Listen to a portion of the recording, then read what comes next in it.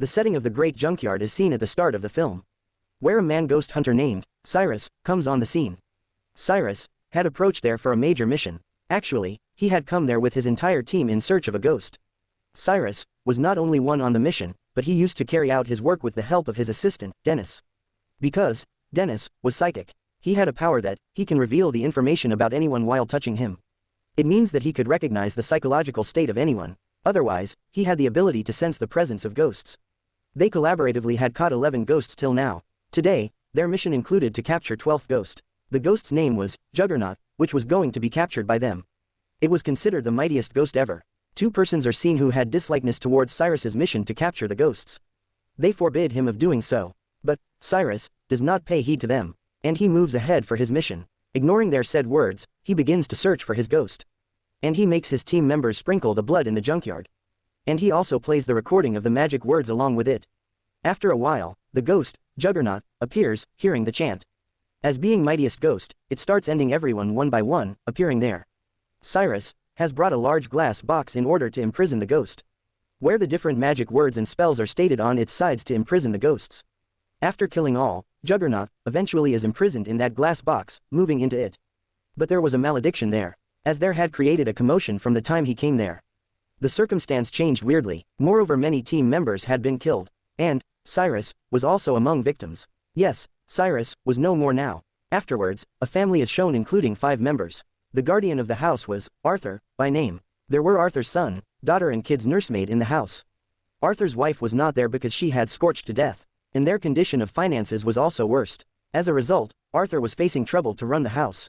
So it is obvious that it was tough to live in such conditions. Cyrus's lawyer visits in their house in such circumstances. It is revealed here that Cyrus was the uncle of Arthur. That lawyer informs Arthur that Cyrus is dead. So you all are the owner of his mansion and all belongings. But Arthur was surprised that he has not met his uncle for a long time and also had no contact, so why did his uncle choose him to owe his belongings? So they give priority to move to the mansion rather than to live in such worst circumstances. Because they had no other choice to live except it, Arthur and his family tour that mansion with the lawyer. Reaching there, they notice that the whole mansion is made of glass heats. There were some words written on the walls. They meet Cyrus's assistant, Dennis, outside the mansion, who tells a lie calling himself electrician in order to enter the house. Going inside the house, the whole family discovers the house, while Dennis stealthily moves to the cellar to repair the electrical problem. Going into the basement, Dennis comes to know that 12 ghosts which they captured collaboratively had been imprisoned here. In fact, Dennis had put on the mysterious spectral glasses.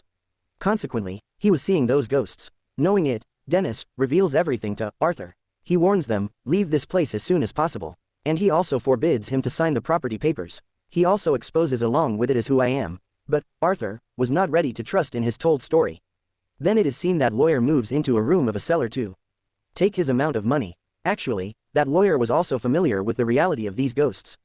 Lawyer picks up the money bag from there, and that money bag was on an electronic machine. It triggers the mechanism of machine because of lifting the bag, and the whole mansion is locked, and all boxes are unlocked in which ghosts had been imprisoned, and all ghosts begin to release one by one. Lawyer confronts an angry ghost princess when he is leaving. He starts running in order to rescue himself, but his body is dismembered into 2 parts because of sliding doors. Arthur's kids are very excited, coming to this house. Arthur's son moves to the basement while playing, and that kid also wears those spectral glasses. As a result, he begins to view the ghosts. There was also his mother's ghost among them. That kid begins to run as being frightened, but he loses his consciousness while striking a wall. Then it is seen that kid is being dragged by someone. That kid's family gets worried because of that kid's misplacement. They begin to search for him. The kid's nursemaid had no belief in the existence of ghosts. Dennis makes her wear the spectral glasses, so she was also able to view the ghosts. That kid's sister descends to the basement, searching for him. Here she encounters the mightiest and horrific ghost. Dennis knew this ghost is the mightiest ghost after the ghost named Juggernaut. As that ghost is nearly to kill Arthur's daughter, then a lady comes on the scene which has also been witnessed before. That lady who used to detest Cyrus's working. Getting the ghosts away, she saves the life of Arthur's daughter. That lady tells, I am adept to get the ghosts and spurts away. And I have come here to release those ghosts from here. That lady also displays an ancient book to Arthur. It was ancient book written in 15C. The author of that book was astrologer. She tells, such machines information have been mentioned in this book, it can help to unlock the door of gateway of hell. The information about present and future of any human can also been attained. Actually, the author of this book had also been enchanted by the devil. And he wrote this book in that state. According to the book, 13 ghosts, power is required to operate this machine. And, Cyrus, got this book. Here a secret is opened, that machine was this Cyrus's house, not anything else. Cyrus was capturing these ghosts so that he may unlock the hell doorway through their power.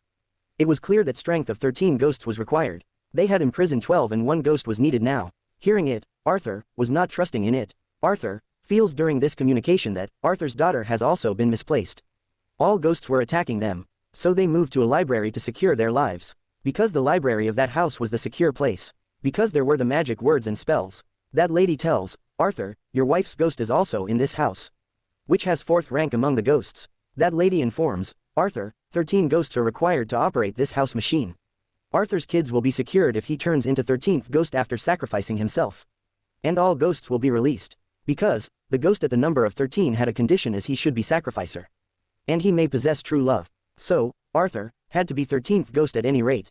Arthur asks that lady, which ghosts are imprisoned in this house.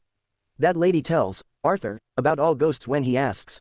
The names of the ghosts include sequentially, the firstborn son, the torso, the bound woman, the withered lover who was the wife of Arthur, the torn prince, the angry princess, the pilgrimess, the great child, the dire mother, the hammer, the jackal and the juggernaut. The name of 13th ghost will be Broken Heart, whoever he is. Knowing it, Arthur had understood that he is going to be 13th ghost. He gets ready to sacrifice himself to secure the lives of his kids. Arthur begins to commit suicide, but Dennis stops him doing so. Saying it, search out your kids for the last time. Agreeing with Dennis, Arthur starts searching for his kids along with him, taking a magical shield. They move to the basement in search of the kids, where the hammer and the juggernaut attack them. Arthur saves his life from them, but Dennis becomes the victim by Juggernaut. Here a great secret is opened that Cyrus was still alive.